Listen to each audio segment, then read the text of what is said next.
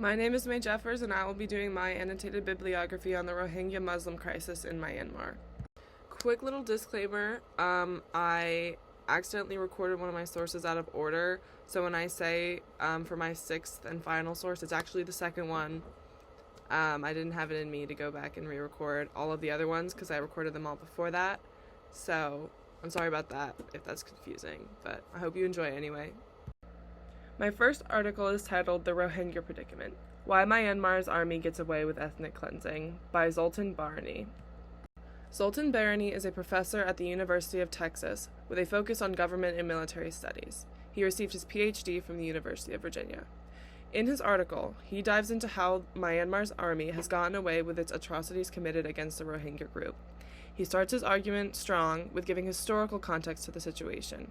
He states, after Myanmar declared independence, the Rohingya's predicament worsened, and that the military regime declared the Rohingya aliens from Bengal and refused to extend citizenship to them. Barani 4. He then goes on to explain how violence against the Rohingya continues and how reporters are banned from the more troubled areas, including trying to disprove reports of the military's crimes. Barani 5.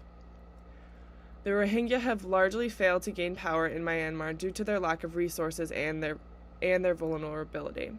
I could move Barani's argument forward by including detail about the Rohingya's predicament is largely credited to their lack of citizenship, that their lack of rights make it extremely difficult for them to make political moves and change their situation. My sixth and final source is titled Bangladesh Investigates Huge Fire at World's Largest Refugee Camp by Joel Guinto and Marita Maloney. Joel Guinto is a senior journalist, and Marina Maloney is a digital journalist, both working for BBC News. In their article, they report on a massive fire that broke out in the largest refugee camp in the world. The camp is located in Bangladesh, and the fire left some 15,000 Rohingya Muslims homeless. This fire is being investigated as an act of sabotage. The Rohingya people have been fleeing Myanmar for quite some time now, and they reside in refugee camps peacefully. Even before they fled, they resided in western Myanmar modestly, not bringing much attention to themselves. They fled Myanmar to escape violence, just to be met with it again. This attack took place in the beginning of March 2023. The Rohingya have been struggling for decades before this. Their prolonged suffering needs to be brought to an end. These vicious acts against them seem to not set off any alarms that indicate something should be done to help them. There are many things that need to happen in order to restore the damage that has been done to their community.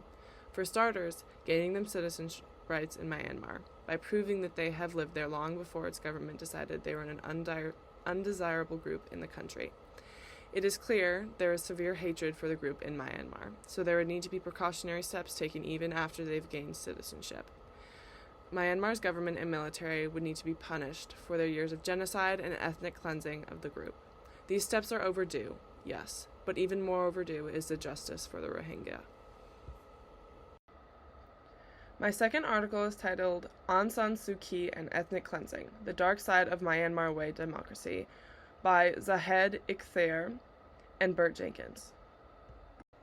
Both Zahed Ikhtar and Bert Jenkins work in the School of Humanities, Arts and Social Sciences at the University of New England in Australia. In their article, they explain how Aung San Suu Kyi, previously Myanmar's state chancellor, changed her stance on fighting for democracy in Myanmar, ultimately made the Rohingya situation worsen. They also examine democracy's role in this ethnic cleansing as well, referring to democracy's dark side and how the appeal of having like citizens that are more or less similar to each other in most aspects, can incite ethnic cleansing. They also describe how discrimination in democracy manifests as rights being targeted, employment restriction, harassment from law enforcement, cultural stereotyping, and limiting places of residency. All that is listed is exactly what is experienced by the Rohingya, and causing them to leave their country. By displaying Suu Kyi's change over time in her stance on Myanmar's democracy, and most importantly her stance on its military regime, Ikhtar and Jenkins clearly outline how the Myanmar's government and the military have continued their terror on Rohingya people, explaining the recent large exodus out of Myanmar in the past few years. My third article is titled The National Laws of Myanmar: Making of Statelessness for the Rohingya by Archana Parashar and Jubair Alam. Archana Parashar is an honorary associate professor at Macquarie Law School in Australia, and Jubair Alam is a professor of law at the University of Dhaka in Bangladesh. In their article, The National Laws of Myanmar, Making of Statelessness for the Rohingya, they explain how the residency status of the Rohingya has changed with legislation and how their current residency status affects their situation. Parashar and Alam state how the Rohingya do, in fact, have proof of their historical residency in the Rakhine state in Myanmar. Their evidence is truthful, however there is little written evidence of the Rohingya available, which the government uses to its advantage. This article also explains how in post-colonial Southeast Asia, the concept of indigeny is used to categorize the local inhabitants of a country from others who are unfortunately usually seen as a threat to the designated locals. This article offers extreme useful insight on the Rohingya crisis. It not only goes into detail about the issues the Rohingya face when gaining full legal citizenship, it also gives a background on the Southeast Asian countries' views/stereotypes of outsiders or others, which is not something I found in my other sources. This offers a different explanation, not an excuse, I cannot stress that enough, why the Rohingya are being so deliberately attacked. I will challenge this article slightly and say that also going into deeper detail about the role of religion in Myanmar's political climate is also a driving factor. The country has a majority Buddhist population, and the Rohingya are a Muslim group. My fourth article is titled, Forced Migration and the Expatriation of the Rohingya, a demographic assessment of their historical exclusions and statelessness, by Mehboob Sahana. Mehboob Sahana is a PhD research scholar in the Department of Geography at Jamia Islamia University in India.